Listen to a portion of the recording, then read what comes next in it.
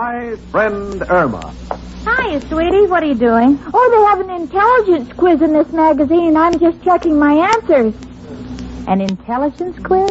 Yes. Jane, is Armadillo a country in South America? No, not lately. Wrong, huh? Yeah. Well, what about an enchilada? Is that a Mexican hat? No, honey, it's a Mexican dish, but you could put it on your head if you want to.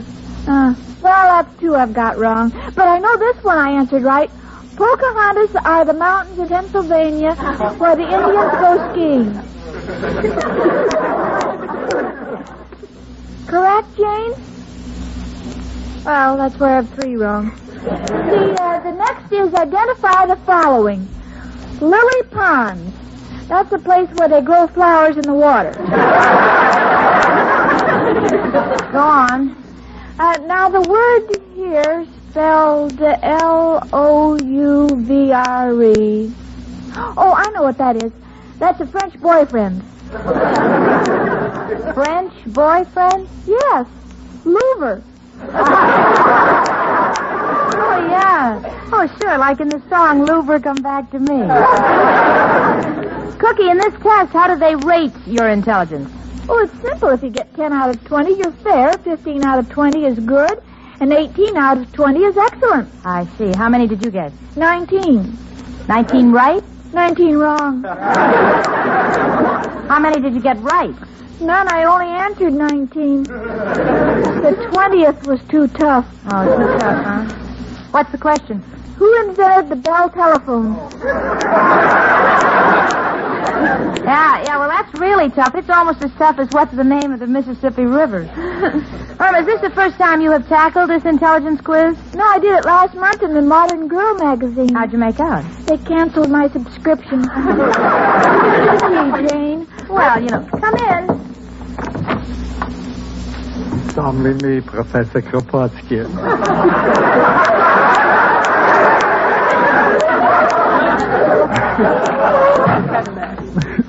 Hello, Janie and Irma, my two little termites. One heading into the wood, and the other with a wooden head. Oh, Professor. No, pardon me, Janie. Just a little joke I made up because I'm so tickled. Tickled? You mean you didn't hear? What are you talking about? Haven't you noticed how quiet it is around here? Yeah, it is quiet. Sure. Now when you hear a shrill sound, you know it's either the patrol wagon, an ambulance, or a foghorn.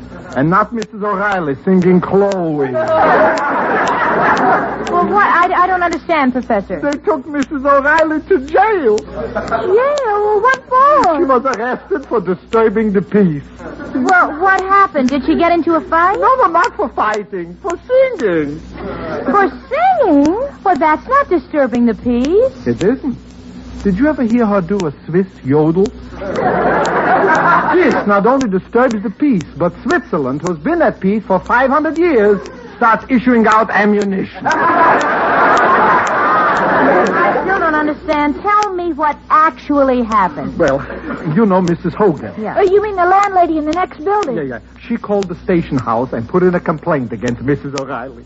How do you like that? Well, she and Mrs. O'Reilly have been enemies ever since we've lived here. Yeah, that's right. You see, Mrs. O'Reilly and Mrs. Hogan are the same age. And they resent having either one around to remind the other that anybody could be that old. Well, we can't just sit around while Mr. O'Reilly's in jail. We've got to do something. Yeah, that's a good idea. Let's get up a petition to keep her there. Professor, now, we know you don't mean that. Of course not, after all she did for you. Remember when you had double pneumonia and Miss O'Reilly used to come up every day and bring you hot soup? In no time at all, you were out of bed. Well, I had to get out of bed. That soup was killing me.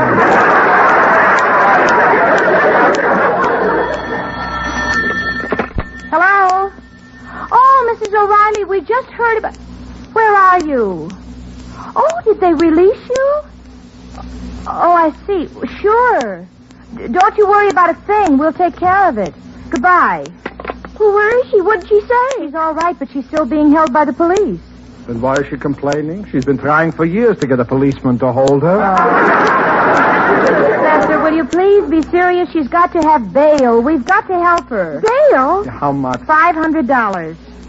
Well, we can't raise that much between us. Let's relax. We are safe. We don't have to raise $500. All we need is $25 for a bond. Let's see now. I've got 10. Irma? Jane, you know I'm broke. Well. All right. Here's the other $15. Oh, thanks, Professor. I knew you'd come across. Well, I'm only doing it because Mrs. O'Reilly might start singing in jail, and I don't want they should have another prison riot on their hands.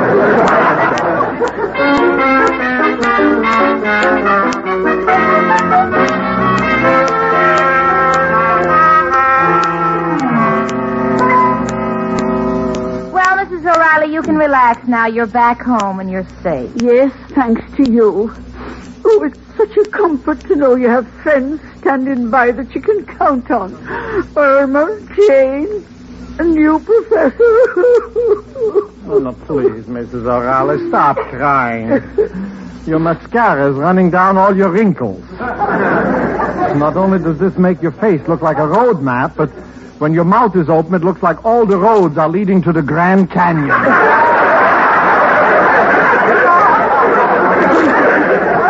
Please stop interrupting, will you? I'm trying to get the basic facts. Mrs. O'Reilly, what makes Mrs. Hogan dislike you? Oh, I don't know. Maybe it's because I'm younger and more attractive. Well, I have never seen Mrs. Hogan, but now I don't want to.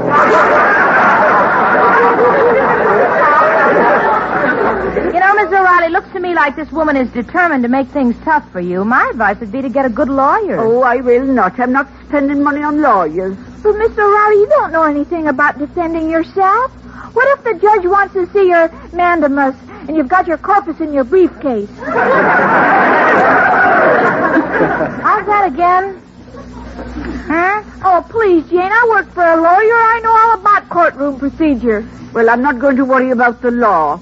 My plea will be humble and simple, and I'll convince them my singing is art, and art should never be stifled. You got a good point there, Mrs. O'Reilly. Just remind them that every singer has a style.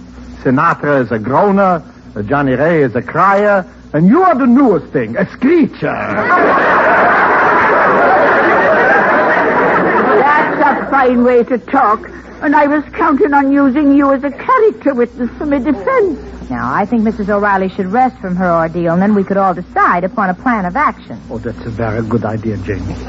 Come on, Miss O'Reilly. Why don't we go up to my room and chat a while, hmm? Well, why your room?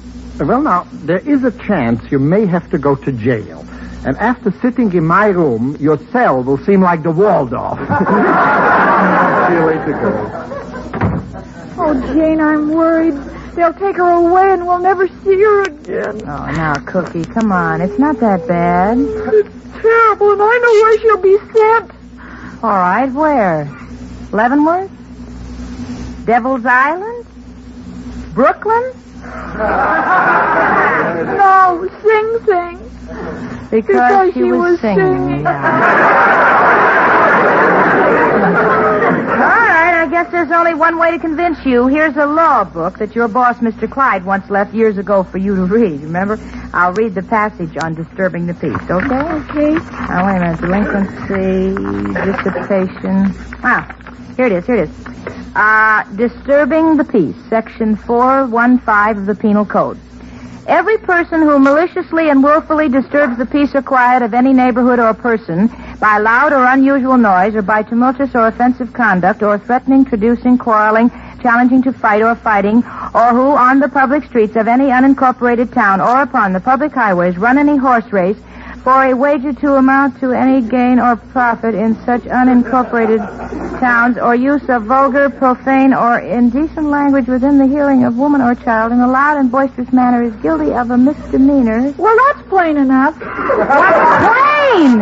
Horses aren't allowed to sing in the street. What's that got to do with Miss O'Reilly? Oh, Irma, please, if you don't mind, I'll go on, huh? Upon the conviction of any court of competent jurisdiction, the offender shall be punished by a fine of not more than $200 or by imprisonment of not more than 90 days. Well, let's see. $200 for 90 days. Well, at least when you're in jail, the rent is cheap. I go to the trouble to read these things to you. Why don't you at least try to understand? This is very serious. Well, I know it is, and I've got to do something. We can't let Mrs. O'Reilly go to court without a lawyer. Oh, honey, you heard her. She doesn't want a lawyer. Now, look, Irma, you have one role to play in this thing if we're going to help Mrs. O'Reilly. What's that? Well, they'll probably call you as a character witness, and I want you to say that you have heard Mrs. O'Reilly sing many times, and the sound of her voice would best be described as the singing of a whippoorwill in the sunset. The sound of her voice would best be described as the singing of the whippoorwill in the sunset. Yeah, all right, Cookie. Now, I am the judge. Have you heard Mrs. O'Reilly sing? Yes, and it can best be described as the sound that comes... Yes? When somebody is whipping Will in the woodshed. Oh, no.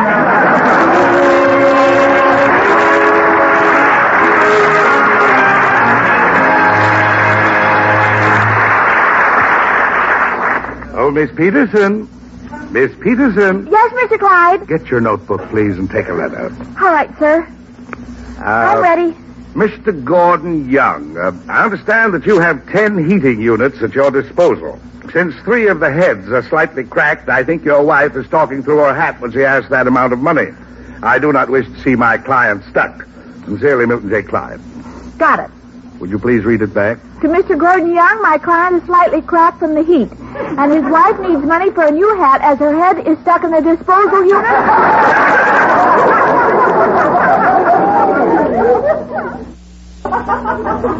No, Miss Peterson. Tell me, did you ever study shorthand? Of course.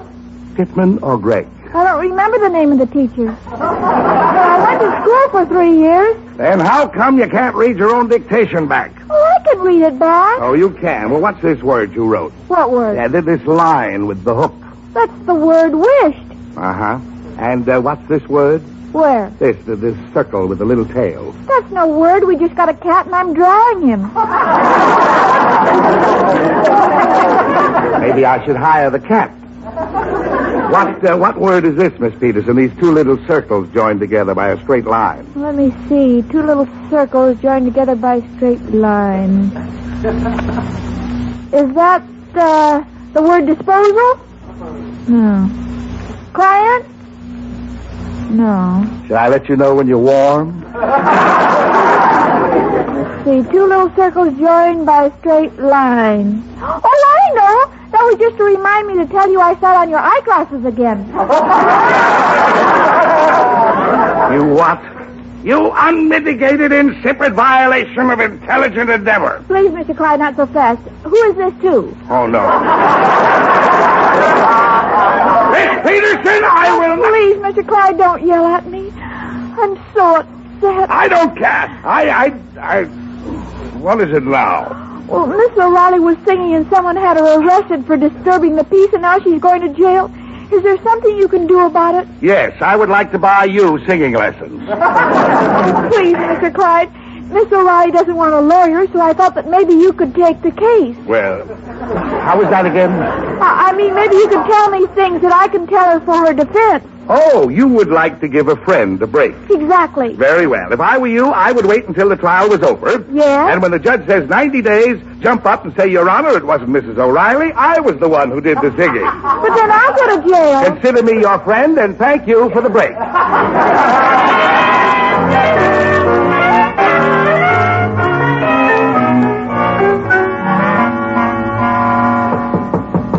Who is it? Me again, girls. Kropotkin. Well, come on in, Professor. What's wrong? You look worried. Why shouldn't I be worried? I got to go to court, too, and say I like Miss O'Reilly singing.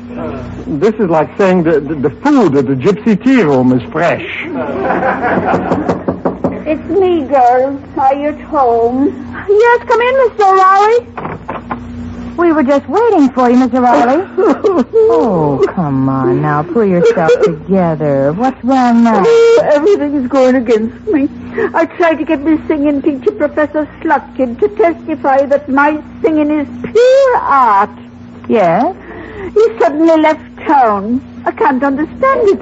He's 64 years old. I just can't believe he's been drafted. Why didn't I think of that? Look, Mrs. O'Reilly, why don't you play it safe? You still have time to get a lawyer. No, it's out of the question. I can't afford it. I saved up a little money so I could visit my 2 sisters in Philadelphia for the Thanksgiving holiday, and I'm not letting anything spoil it. Besides, I know I'm innocent. If only I knew something about courtroom procedure. Well, that's real easy, Mrs. O'Reilly. I've gone to court lots of times with Mr. Clyde. First, the judge says, does the defendant have anything to say? Before the court finds out why he is guilty? No, all right. No, that's enough. Ms. O'Reilly, since you're determined to defend yourself and since we're going to be your character witnesses, don't you think we better have a little rehearsal? No, that's a good idea. You be the judge, Janie. All right. Now will the first witness, Professor Kropotkin, you take the stand, huh? Your name? Kropotkin. You promise to tell the truth, the whole truth, and nothing but the truth? If I did, she'd hang in the morning.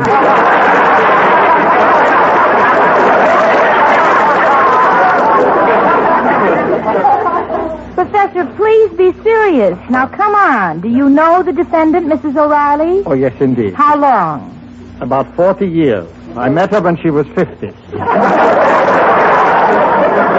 Now, look, Janie, this whole thing terrifies me. Why? If I say that I like her singing, you know what'll happen?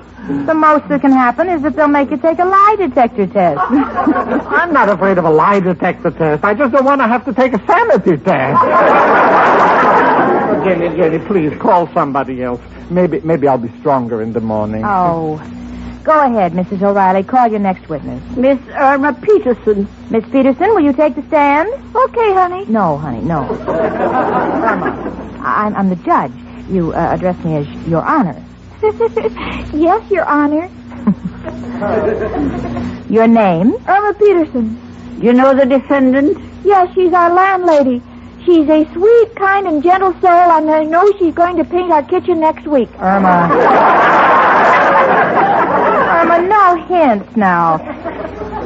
Now, tell the court, what is your occupation? I'm a secretary. Confidential? Well, confidentially, my boss doesn't think so, but I do. Your witness, Mrs. O'Reilly. Well, thank you, Your Honor. Irma Peterson, you're a tenant in my apartment building, is that correct? Yes, me and the judge.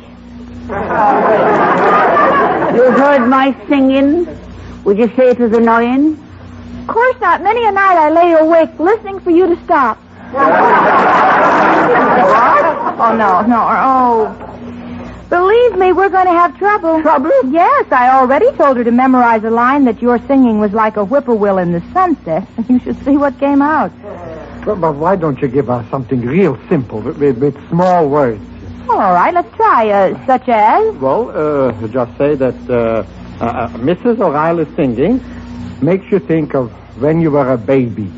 It reminds you of how your mother used to sing to you as she rocked you to sleep when you were sick. Oh, a child wouldn't get that mixed up. It makes me think of my mother rocked me to sleep when I was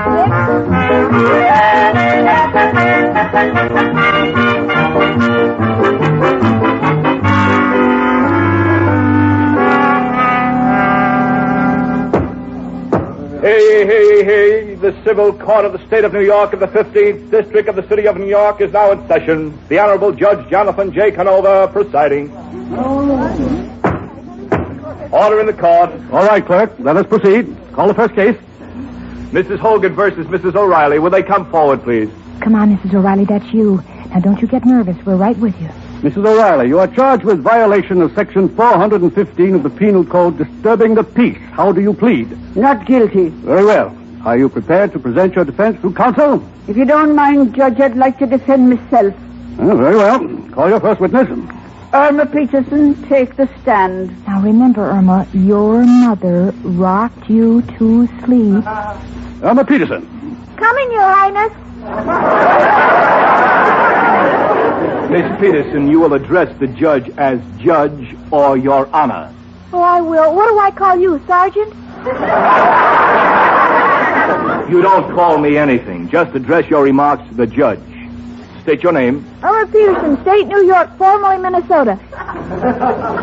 Do you swear to tell the truth, the whole truth, nothing but the truth, have you?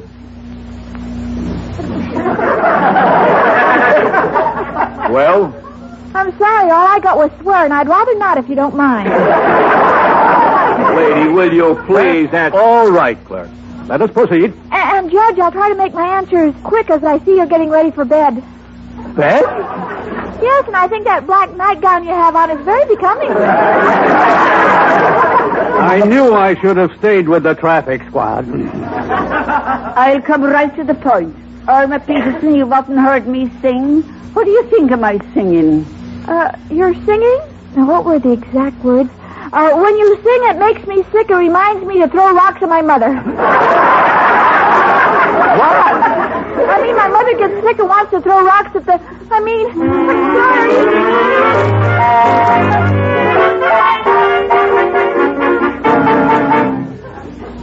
Having heard the testimony of both sides, it becomes a question of whether Mrs. O'Reilly's singing represents the basis for a case of willful misconduct. Your Honor, there's only one way to settle this. Let me sing for you. No. Don't do it, Miss O'Reilly. Quit while you're ahead.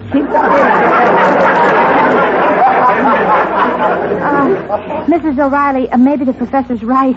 Let's not carry this thing too far, huh? Oh, don't worry, Janie. I'm in fine voice. Order, please. Well, go ahead, Mrs. O'Reilly. You may sing. My wild Irish rose, the sweetest flower that grows. You may search everywhere, but none can compare with my wild Irish rose. That's enough. That's all. But you didn't give me time to finish the first chorus. Don't worry, Mrs. O'Reilly. I'll see that you get plenty of time.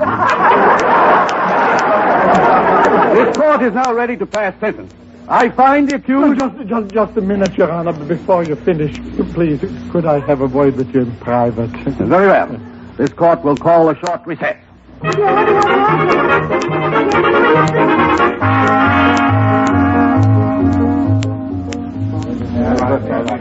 What do you think happened? Due to new evidence presented, case dismissed.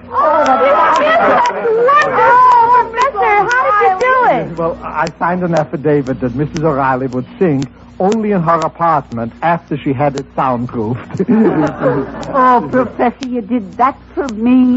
Now look, please, don't get mushy. I've had a hard enough day. But I can't understand. You mean to say after he heard me sing, the judge still thought I was guilty of disturbing the peace? Oh, of course not. No. He wanted to change the charge from disturbing the peace to carrying a deadly weapon.